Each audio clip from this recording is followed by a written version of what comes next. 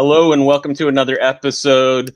You may remember Val from an older episode that we did, but in case you don't, I will let Mike reintroduce him to you. Val has been in the industry longer than I have. You were an assistant to Neil Adams, weren't you, Val? Not really. I worked with Neil at Continuity when I was living in New York, but Dan Adkins is the guy that got me into the business. That's right. Yeah, and you were both from Ohio boys. Right. And you are the co-creator of Howard the Duck. Correct. And you did Void Indigo with Steve Gerber. Right. And you and I have worked together a number of times. We did the Bruce Lee comic. We did a number of projects for Valiant. Contributed one page to the first Florida Man graphic novel, but it's the most important page in the book. It's so stunning. We're thinking of offering it as a special. One of those guys who's a master of all art forms. He's been painting recently. He's been painting dinosaurs, among other things. He paints horses, and his work is gallery worthy. And he's been trying to get into galleries, and he has gotten into some galleries. And he's making that transition to a fine art painter, which so many artists try to do, but not very well. But Val still has a finger or two in graphic novels. Turned out a magnificent graphic novel several years ago with his friend Jim that was about the little bighorn. It was called Blood and Dust. Dust and Blood. Dust and Blood. And it's available on Amazon. The original was landscape shaped and the new one is portrait shaped. And it's not designed to be seen that way, but you can always contact Val to get one of the originals. And I would urge people to do so because it's a magnificent book. And now Val and his friend Jim are working on a new series that's called Dinosaurs and Cowboys, and you'll never guess what it's about. That's right. Yeah, it's a mystery. Yeah, I should correct Mike. I think it's actually called Cowboys and Dinosaurs, but you know. Phil, what is it? Cowboys and Dinosaurs? That's a good question. We go back and forth on it, I think. Oh, that would be interesting to. It's up in the air. Yeah, the title, the cover I sent you is Cowboys and Dinosaurs. See. And the cowboy's up front, yeah. But the dinosaur is much larger and is chasing the cowboy. And Val's been turning out these paintings of cowboys and dinosaurs for years, and I've been saving them because I love to show people Val's art, including his horse paintings. And if anyone is interested in his versatility and range, they should go to VALMAYERIK.com. I should also say that Val has spent a long life in martial arts. He's an expert martial artist, and he brought that knowledge when we did the Bruce Lee comic and a couple of other titles. I think we did a Kato together. And one thing that I've always appreciated about Val is when he draws the martial arts, they're accurate. They're not these silly pictures we get all the time of some guy waving his fist like the Thing and 4 pairs of feet flying off panel in 4 different directions. I would love to work with Val again. In fact, we're discussing some projects, but right now he is immersed in shit. It's immersed in shit? No, actually, I would love to see you guys do a new something that has a little bit of martial arts in it.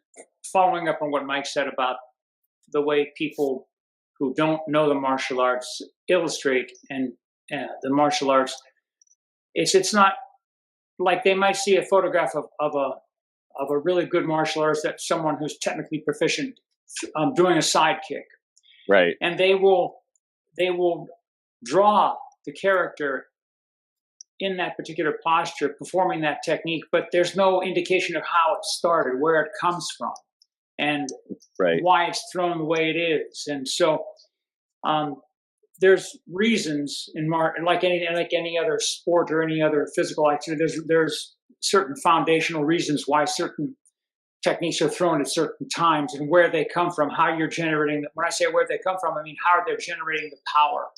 Right. What makes a powerful punch a powerful punch? It's the movement of the hip. And so if you draw the protagonist throwing his shoulder and hip properly into the punch, then the punch looks so much more effective. Some artists do that instinctively. John Buscema could do that with Conan, and it looked like a powerful blow because he was positioned the figure the right way, and the feet were solidly planted on the ground, which is another prerequisite. So yeah, I think that's what Mike's talking about in terms of, and people that don't, and then the people that do, some of the other artists that do illustrate martial arts comics, maybe they do have some experience or some background in it, but the way they're depicting it is, rather lame in terms of showing how it actually occurs. Like, if you do it from too dramatic of an angle, it's kind of hard to tell exactly what they're doing or whatever, and how they're doing it. There's a rule of thumb regarding depicting action. It comes from the film, and it's this, that you hold your camera steady, you don't move it around, and you let the characters do the motions. Yeah. Also, depending on the martial art being depicted, and also the stage of combat, like if distance is closed and it gets into a grappling situation, I mean, if you were really going to illustrate realistically two guys doing jujitsu, it would look like two guys hugging each other. So you obviously have to insert more dramatic, movement. But having said that, I think that's the artist's challenge. That's what they should be looking to do. Is make it as authentic as possible, but also make it interesting. Like, I think even, if they're doing a lot of stuff with hands, even doing a panel that focuses more on the hands than like showing the whole body. You know what I mean? Like showing exactly. If you see both sets of hands. Right. If you can see both sets of hands. That's what I mean. Like, rather than like a full shot where you can see, see everything. You can zoom in as long as the reader is clear where the protagonists are. Yeah. It's definitely a big artist dilemma. So what kinds of artist dilemmas are you running into, or did you run into with Cowboys and Dinosaurs?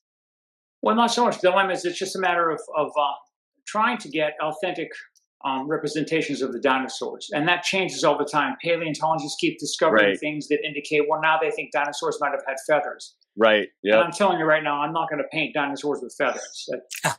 And I look to different sources. Certainly, like National Geographic, or you just go online and type in dinosaurs in Google Images, and you get all kinds of imagery and resource and reference material. Also, James Gurney, who did a really marvelous job with those Dinotopia books. Yeah. I refer to that a lot, just primarily for lighting and dramatic poses and so forth. But and then I just exaggerated a little bit because I'm not sure, and I'm not sure that even paleontologists are sure exactly how flexible dinosaurs were, how fast they could really run, how quickly they moved, how much greater, what degree of movement they actually had as far as, from left to right, up and down. So I'm taking liberty with that, just to keep things interesting and more dynamic. I mean, that's your job. So that's good. And people don't realize it. Some people just try to do it exactly. And it's like, no, you're supposed to heighten it a little bit and make it exciting and interesting and put your own touches on it. Yeah. The most recent painting I did was a friend of mine sent me. He's kind of an amateur geologist, and he found some imagery of the skull of a giant crocodile that was found in the Rio Grande River in Big Bend National Park back in the 1930s. It was huge.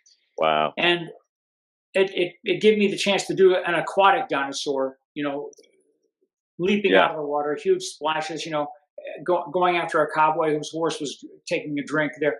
And I've always wanted to do an aquatic dinosaur, but I thought, well, this story takes place in West Texas in 1876. Where's the body of water that could support such a beast? But then he said, well, down the Rio Grande, parts of it are huge, right? And the giant crocodiles lived in there at one time. And so I just recently did a painting of like I said, the crocodile emerging from the lake. That was interesting to do. That was something different. How much influence have you had on the story side? Well, Jim and I work together hand in hand. It's like, first of all, like we want this in the Old West. Well, what part? New Mexico, Southern California. We decided West Texas because I have access to West Texas in terms of the land, getting reference to the landscape. Right. What year? Well, not too. We want it still to be in the cattle Empire years when there was a lot of open range and not too many fences, and also some Comanche Indian tribes still rampaging over the plains. And how many characters do we want? Who are the main characters? Who are the protagonists? Is there, is somebody in love? Is is there a girl on the ranch and she's in love with this guy, but this guy really wants to marry her? That sort of thing. Right. What we really hope to do, and I don't know if we'll accomplish this. I don't know if you ever saw the series Deadwood.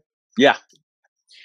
What's interesting about Deadwood is the whole reason Deadwood exists never comes into play in the story. That Deadwood was there because of first of all, it was the Black Hills. It was supposed to belong to the Native Americans. Secondly, it was gold mining. And rarely is gold mining discussed in the whole damn series. It has to do with the interaction of the people that are there as a result of the gold mining. So what we're hoping to do is here's a group of people. There's a couple of ranchers. There's a small town, and they have a particular dynamic, how they interact and who interacts with who.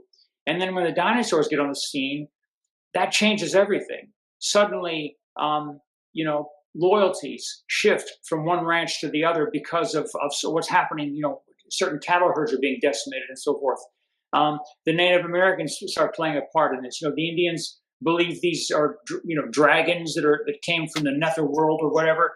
And so you've got all these different people that break up into factions based on their response to these creatures. So it's not so much the creatures that we're going to focus on. It's what happens to the people as a result of it. And there will be plenty of action, believe me. I mean, there will be a lot of, and there are also, there are going to be herbivore dinosaurs who aren't a threat. And there's, the possibility people say, well, maybe we can raise these guys for food, for beef. Yeah. And so, there's a lot of directions we can go with it. Also, the question that just hangs there and begs asking, how do they get there?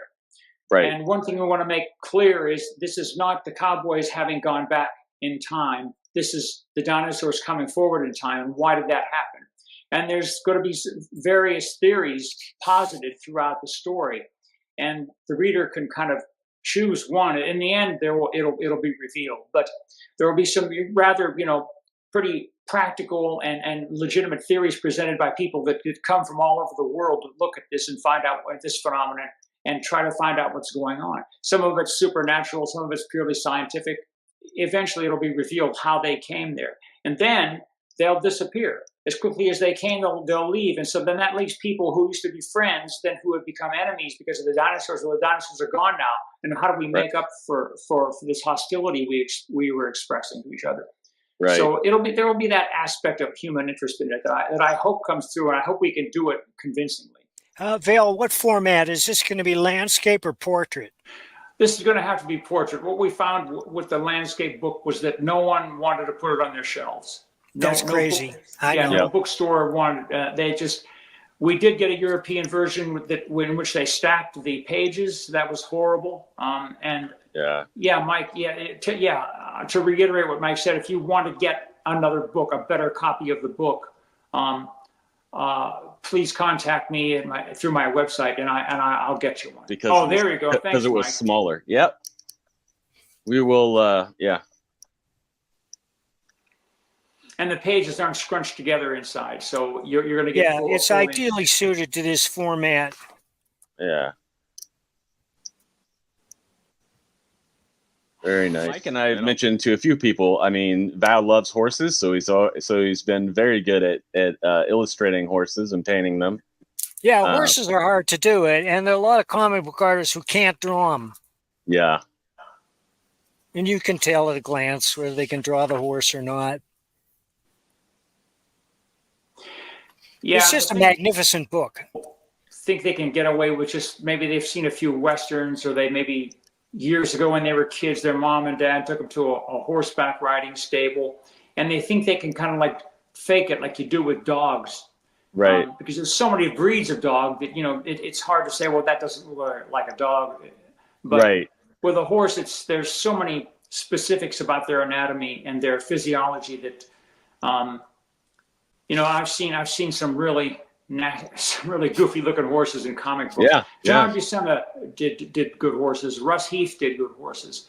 The older guys. Pat Broderick does good horses, and I don't think he's ever ridden a horse in his life. But the horses he's drawing right now, you can take those to the bank.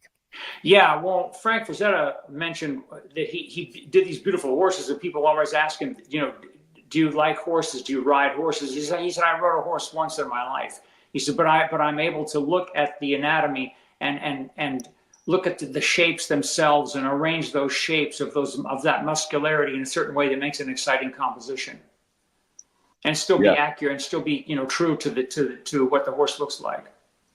Yeah, it definitely has a certain flow to the way that the horses are structured. Yeah, and you see people just they almost make them like I don't know, like an elephant or something. Like it's just so boxy, like the way they do. It's like, no, horses are fast and they have this like flow to them. It's almost like a female form or something, just with the way that it's made. Yeah, hey, I'm not careful. Form, that's true. One thing that the Mongols discovered, they waited to shoot their arrows until the horse's 4 hooves were off the ground. So they had no touch to the ground, so there'd be no jarring when they released the arrow. Oh, that's fast. I never heard that. That's interesting. Yeah. Well, the thing I concentrate on, I mean, horses are second nature to me, but the one thing I concentrate on are the saddles, because people don't understand that the people that don't know anything about horse tack, they just do these generic things that are on the horse's back that would just simply would not work. And when in Dust and Blood, I had people riding in cowboy saddles with the horn and the deep seat, the cavalry saddle, which was entirely different, which was a very minimal saddle, and then the Indians riding bareback. And you engage the horse entirely differently when you're sitting on just when you're riding bareback, as opposed to how you might sit in the saddle. So I try to make those differentiations, and people that really ride and know horses will see that. Other people probably won't, but that's okay. Well, but I think all your stuff has, even with the more flashy stuff, it just has that air of authenticity to it. Even Howard the Duck, I mean, a cigar smoking duck, but you give him this real edge to him. So VAL's done a series of paintings of Howard that are done in various styles. You should really put out a book of those, VAL. They're fascinating. Yeah, I've got Howard with a pistol and Howard as Einstein, and it's just some. Yeah, it's an interesting character. I don't think which has been exploited properly really in the past few years. That character was Steve. I mean, I have to give most of the credit to Steve. That was really Steve's alter ego, and that he brought that character to life. Marvel asked me to write the foreword to the most recent volume of Howard's of the compilations of Howard issues, and they sent me a huge file of all these like 200 pages of older stuff that Steve had done. And I got into reading it, and it's just great stuff. I mean, first of all, people could write comics better in those days. And the stories, you just really get involved with them. And even though you see Gerber's eccentricities, sometimes overflowing, you still follow it. You still, wonder what's going to happen with Al Kabong and all these guys, that Dr. Bong or whatever. But even when he was alive, I think she should have been writing more of the duck stuff. Yeah, would have been nice if he was. So did you ever see the movie? The Duck movie? Yes. What'd you think? Well, first of all, when the movie first came out, when 86, I think 87 it was. Steve saw it, hated it, and told me to avoid it. He recommended I avoid it. So I did. And I didn't see it for decades. And when I first moved to Texas, a friend of mine who was involved with the convention scene here, they have a theater here called the Alamo Draft House, in which you could sit down, drink a beer, have a meal, and watch a movie. And he managed to obtain a 35 millimeter print of Howard the Duck, and Nice. They showed it at the Alamo Draft House. I did a Q&A afterwards, and this was in 2013. This was the first time I ever saw it, and I liked it because so much time had gone by. Right. in terms of comparing it to the book and what Steve thought and what I might have thought and what Marvel did with it and so forth, I just liked it for what it was. And it was, you know, Leah Thompson was just terrifically looking in that thing. Yeah. She was gorgeous. And the duck itself the voice was pretty corny, and the special effects with the duck character were left a lot to be desired. But my gosh, a lot of that stuff. This also was back in the day when there was no digital effects, so they were really blowing things up. They were they were breaking shit and blowing shit up, man. It was great. And it was, I enjoyed it for what it was. I had no problem with it. And also enough time had gone by that I no longer felt that I had a personal investment with the character. So whatever they did, it was fine. Yeah. Dude, I try to get people to do that, to judge things for like what they are and not necessarily, you know, because it's never going to be perfect. I mean, it's really hard. Yeah. Look at all the different incarnations of Superman, for God's sake, since Jerry Siegel and Joe Shuster did the first comic strip. I mean, come on. Yeah. Did you say how many pages this is going to be? The Cowboys and Dinosaurs? I don't know yet. I don't know yet. We go back and forth on that, whether we're going to do a series of small, of shorter floppy comics or one big graphic novel. It looks like what we're being told by people that are successful in the crowdfunding thing is go with the graphic novel form. Yeah, and, I agree. That's what we're going to do probably.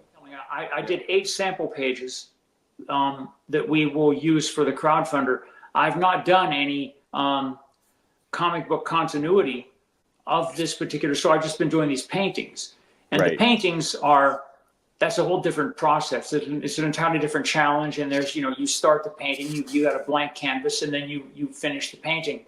And how I'm going to entertain this in my mind in terms of doing an entire story, I don't know. I mean, I'll do it. I'll find a way to find it to make it interesting, but that'll be a different process entirely. I love everything that you've been describing about all the different characters and all of those interactions, because that helps ground it and everything too. I mean, that's, people have been through that, with the different aspects of life or their beliefs or their political leanings or whatever. Like, we all hate each other until after the election, and then it's just and then we won't talk to certain members of our family, or they won't talk to us, or whatever. And it's sad, but it's like, that's the human condition. Are you gonna sell any of those paintings with this too, or like as part of like bonus add-ons or prints of the paintings?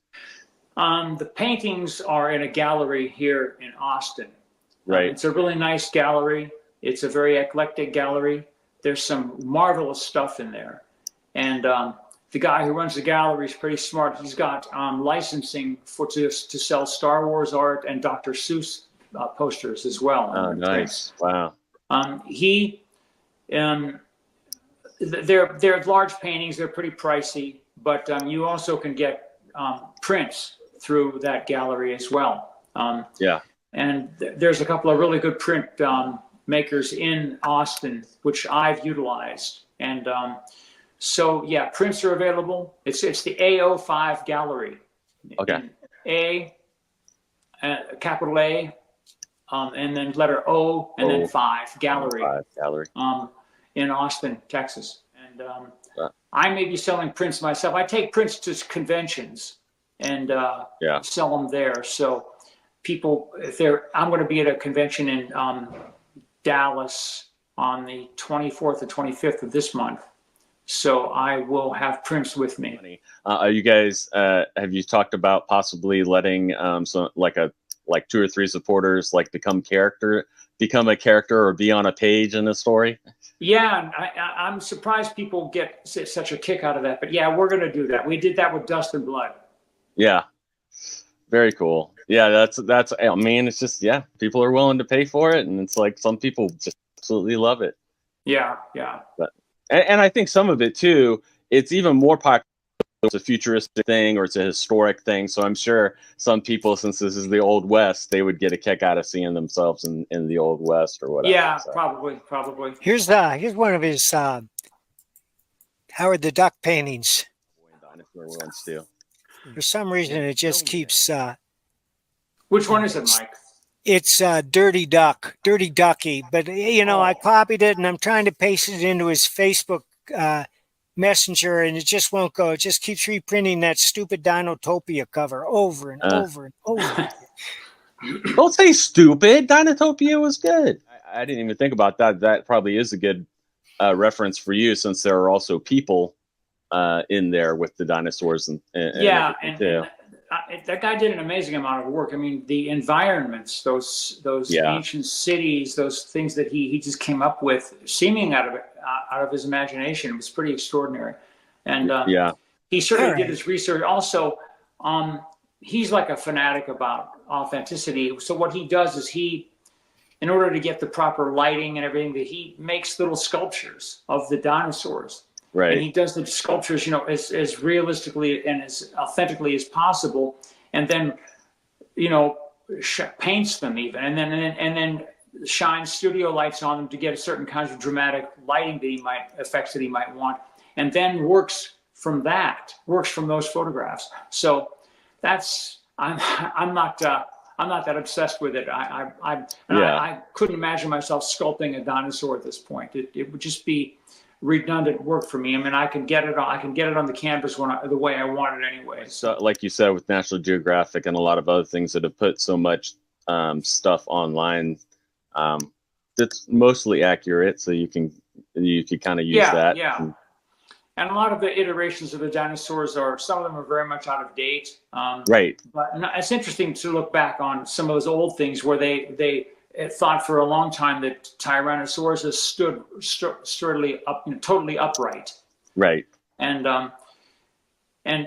it's interesting to look back at some of that stuff, and some of that was accurate, some of it wasn't. One other project I'm working on that I want to mention is, are you familiar with David Lloyd's Aces Weekly? Yeah. I'm doing a strip for them that's going to be released August 19th. It's called Convoy. Off the wall, kind of weird sci-fi thing.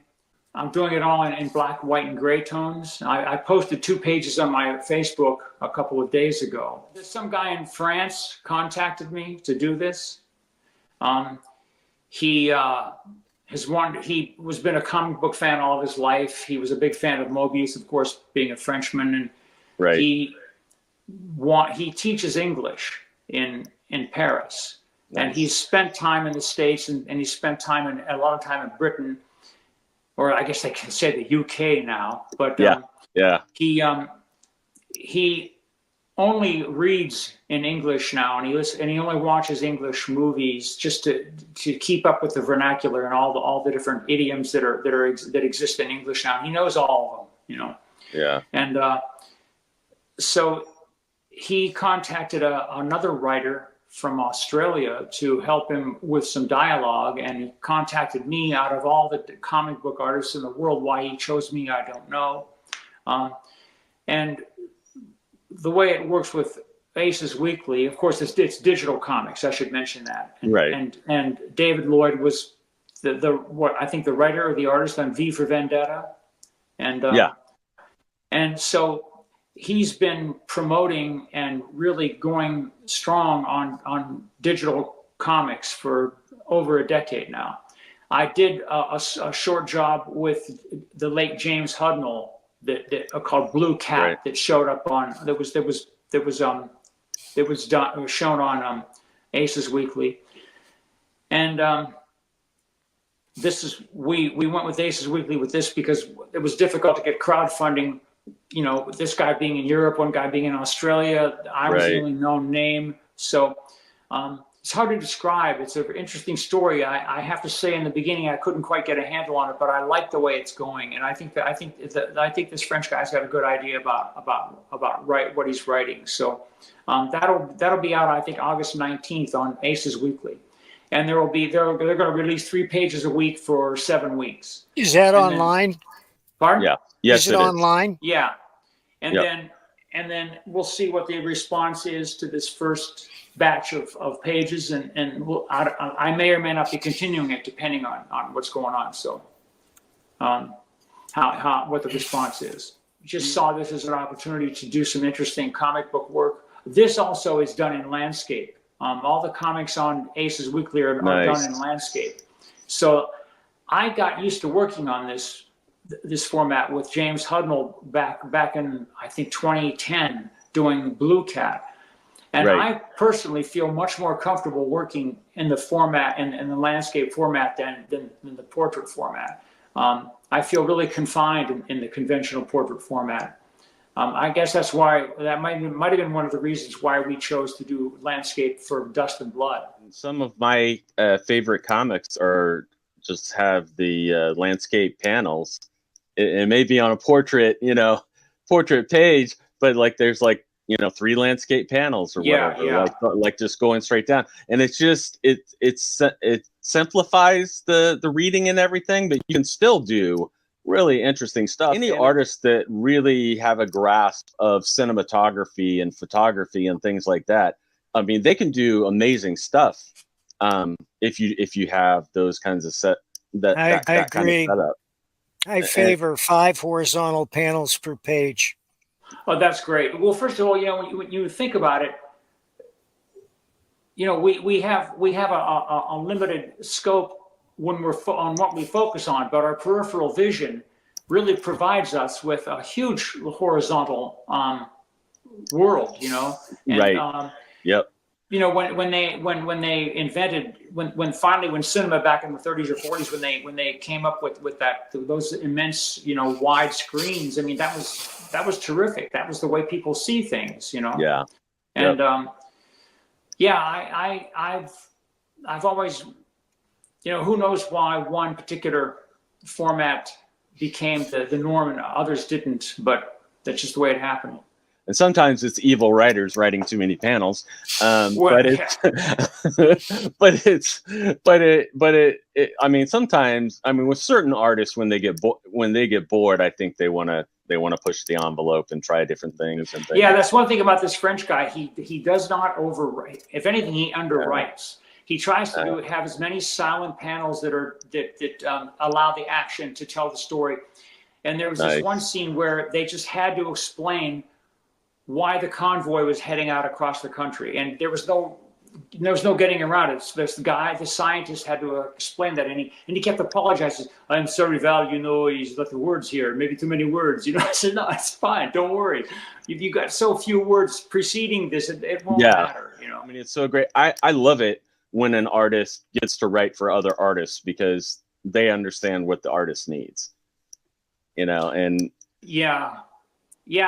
sometimes, I mean, I guess they could probably be overbearing and whatever too, and not let you do your style. But what about in defense of writers, and I'm not just patronizing you, Mike, but writers deal with language, right? And so an artist might have a good general idea of a story arc, but the writer is the guy who's going to fill that in with dialogue that makes sense, that's believable, and choose words that are a little more concise perhaps than the artist might. So I've recently, in the past few years, had some interaction with some local, quote, fine artists, people that, and bless their heart, because they're not a bunch of postmodern yo-yos throwing paint across the room and calling it art. They're doing very traditional, conventional work with the figure drawing, painting, wonderful. But they're so set in that particular milieu that when they found that I used photographs to cobble together an illustration, they were aghast. You used photographs? We work from the live model.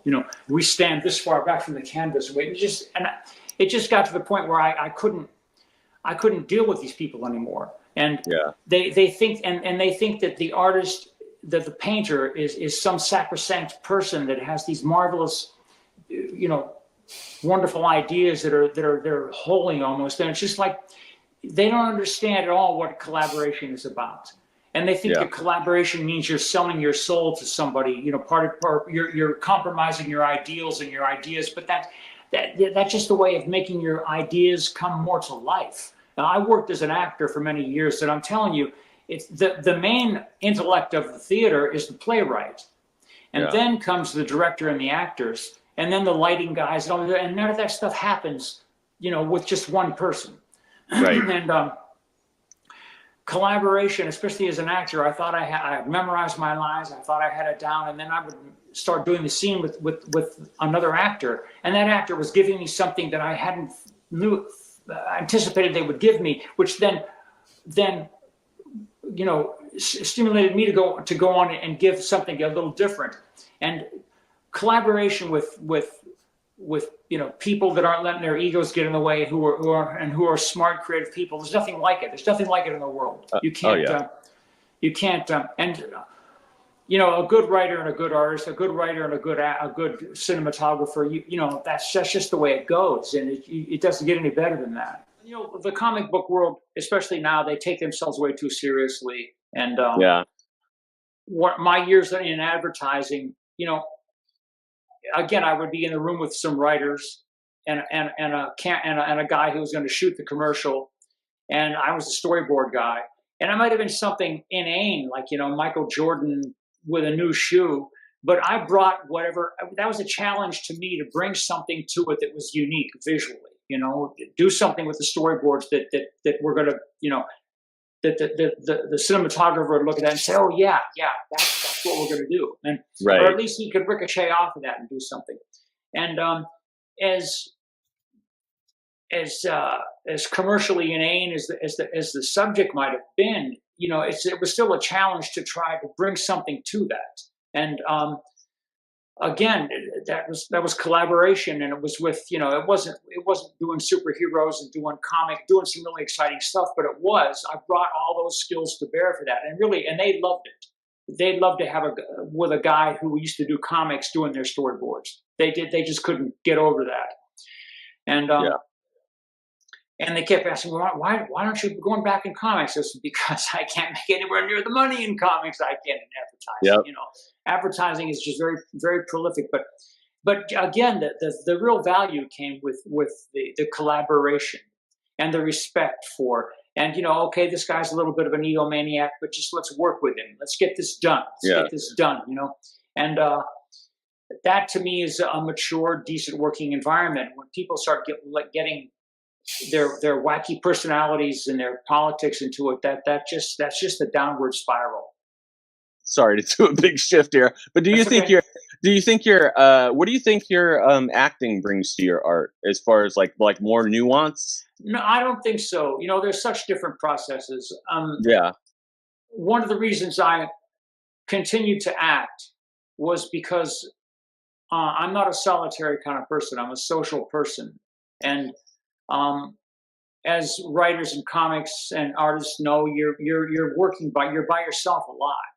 Yeah. And I could get out and audition and meet people at an audition. If I got cast, then I got to have a relationship with the director and the actors, and that usually would lead to more stuff. Like I recently I hadn't done any acting in like 15 years, and I recently was in a small independent horror film that was being shot here, and I got to be good friends with the director, and we have talked about future plans of things we might do, and we did shoot a short film together, and so it just leads to other creative people, and the acting process itself. I mean, you could find a lot of egomaniacs online talking about their acting process, and they go deep, and it's all bullshit. It's all bullshit. You either have the talent to project something believable to a camera, to an audience, or you don't. Yeah. And I've seen people go through these acting classes in New York where they're these method acting classes. It's all nonsense. They're all rolling around on the floor crying, and the tears are rolling on the street, and they think that makes them actors. It doesn't. It's just exhibitionism. Dustin Hoffman was a method actor, and while they were filming Marathon Man, he would go through all these contortions to get himself in the right head, and Laurence Olivier looked at him one day and said, "You should try acting, old boy. It's so much easier. Why don't you just act?" Yeah. And I saw Daniel Day-Lewis in an interview a few years back say, "Well, I think Olivier missed the boat on that. and he was then started singing Hoffman's praises. I just thought, oh, don't do this, Lewis. Just what it really comes down to is, do you convince the audience? You look at some of all these character actors that used to work back in the 40s and 50s and 60s. There were all these TV shows. They're on a Barnaby Jones one week and a Gunsmoke the next week, and you believe them. You believe them because they knew what they were doing, and they weren't doing. First of all, Dustin Hoffman never convinced me he was doing anything. If you look at like Midnight Cowboy, what I see is a actor from the actor's studio doing actor studio exercises throughout the whole damn film. That's what I see. Yeah. I see an actor trying really hard to look like he's not acting. Jock Mahoney was more convincing as Tarzan. And Jock Mahoney was just a stunt man, for Christ's sake. I mean, it's just, I can't, I can't say any more about it than that. I mean, some people can convince you and convince like Richard Pryor never took acting lessons. And you see his movies is brilliant. Yeah. You've got timing and all those things that just, they come natural to you or they don't. Phil, where can people find you on social media? I'm going to be on Instagram going next week. I'm on Facebook and my website. Unfortunately, I'm not that spread all over social media. I intend to be a little more in order to get attention drawn to Cowboys and Dinosaurs. So you guys are going to be crowdfunding that. Do you know which platform? Are you going to try to do a couple different ones? I don't. We've done 2 crowdfunders, Jim and I. We did a short film and then we did Dust and Blood. We did that through Kickstarter. I think we're going to go with Indiegogo this time. I'm not sure. I don't know. The Convoy thing, is that already online or is that going to be soon? August 19th. August 19th, that's right. Aces Weekly. Aces Weekly. Yeah. And they have a whole series of comic strips on there. You just have to, scroll down and find Convoy. Okay. Yeah, I didn't know if they already had like a page up for it or anything yet, or where they could kind of subscribe. I don't know. David Lloyd really, which is kind of unfortunate. He tends to put a lot of the burden of promotion on the artists, on the creators themselves. Which I don't know. That's just what we're stuck with. Do you have anything else going on, or those are pretty much the main things? Those are the main things. I draw and sketch a little bit every day. Actually, this evening I'm going down to a small little boutique, kind of a interesting little boutique shop that has a few of my sketches up on display, and they like it and they're selling them, so they want me to come down and show them some more sketches and stuff like that. I mean, I've never been involved that much with local people. I've always, been wherever I lived, I was sending my work off to, even with advertising, I would be working online with agencies in Holland, for gosh sakes, in England. Yeah.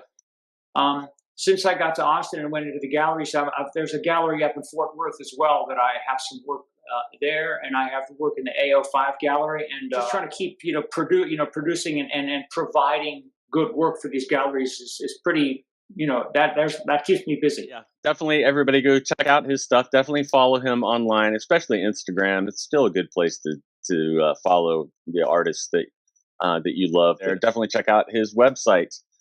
Thank you, Vail. Hey, thank you guys. I appreciate it very much. Thanks. Anytime. Yep.